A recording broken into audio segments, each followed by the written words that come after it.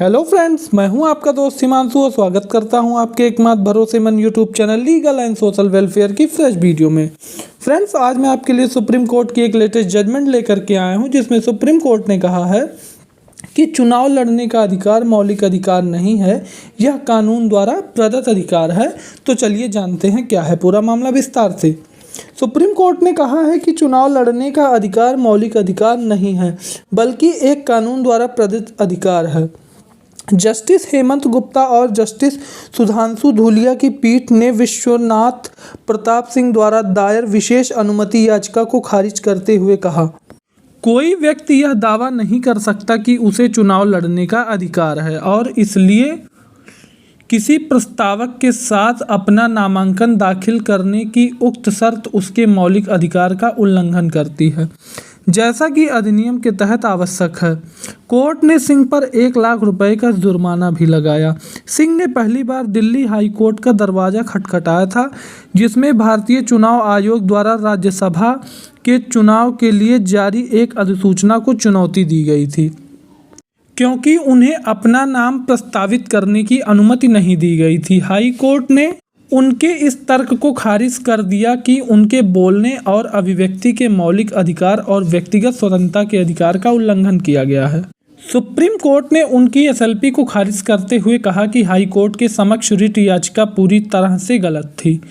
पीठ ने जावेद बनाम हरियाणा राज्य, राजबाला बनाम हरियाणा राज्य के पहले के फैसलों का जिक्र करते हुए कहा कि चुनाव लड़ने का अधिकार ना तो मौलिक अधिकार है और ना ही सामान्य अधिकार, यह एक कानून द्वारा प्रदत्त अधिकार है। जावेद के मामले में सुप्रीम कोर्ट ने निम्नलिखित टिप्पणी की थी, चुनाव लड़ने का अधिकार ना तो मौलिक अधिकार है और ना ही सामान्य कानून का अधिकार, यह एक कानून द्वारा प्रदत्त अधिकार है। अधिक से अधिक संविधान में भाग 9 जोड़े जाने के मद्देनजर पंचायत में किसी पद के लिए चुनाव लड़ने का अधिकार एक संवैधानिक अधिकार कहा जा सकता है। संविधान से उत्पन्न होने वाले और एक कानून का आकर दिया गया अधिकार, लेकिन फिर भी मौलिक अधिकार के साथ साथ नहीं जोड़ा जा सकता है। उसी कानून में कुछ भी गलत नहीं है जो चुनाव लड़ने का अधिकार प्रदान करता है, साथ ही आवश्यक योग्यता प्रदान करता है, जिसके बिना कोई व्यक्ति किसी चुनावी कार्यालय के लिए अपनी उम्मीदवारी की पेशकश नहीं कर सकता है, और अयोग्यता के लिए भी प्रदान करता है जो किसी व्यक्ति को चुनाव लड़ने या वैकल्पिक वैधानिक कार्यालय को रखने में अक्षम कर देगा।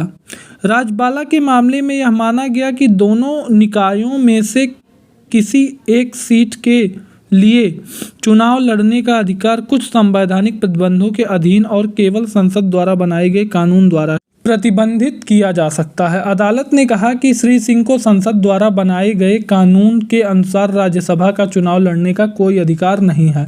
अदालत ने एसएलपी को खारिज करते हुए कहा कि जनप्रतिनिधि अधिनियम 1950 के साथ साथ चुनाव आचरण अधिनियम 1961 ने नामांकन फॉर्म भरते समय एक उम्मीदवार के नाम से प्रस्तावित करने पर विचार किया है। इसलिए कोई व्यक्ति यह दावा नहीं कर सकता कि उसे चुनाव लड़ने का अधिकार है और उक्त शर्त उसके मौलिक अधिकार का उल्लंघन करती है, ताकि बिना किसी प्रस्तावक के अपना नामांकन दाखिल किया जा सके, जैसा कि अधिनियम के तहत आवश्यक है। तो फ्रेंड्स, आशा करता हूँ वीडियो आपको अच्छी लगी होगी। वीडियो अच्छा लगा हो तो लाइक करें, चैनल को सब्सक्राइब करें और दोस्तों के साथ शेयर जरूर करें। मिलता हूँ आपसे एक नए वीडियो में नए विषय के साथ, तब तक के लिए नमस्कार।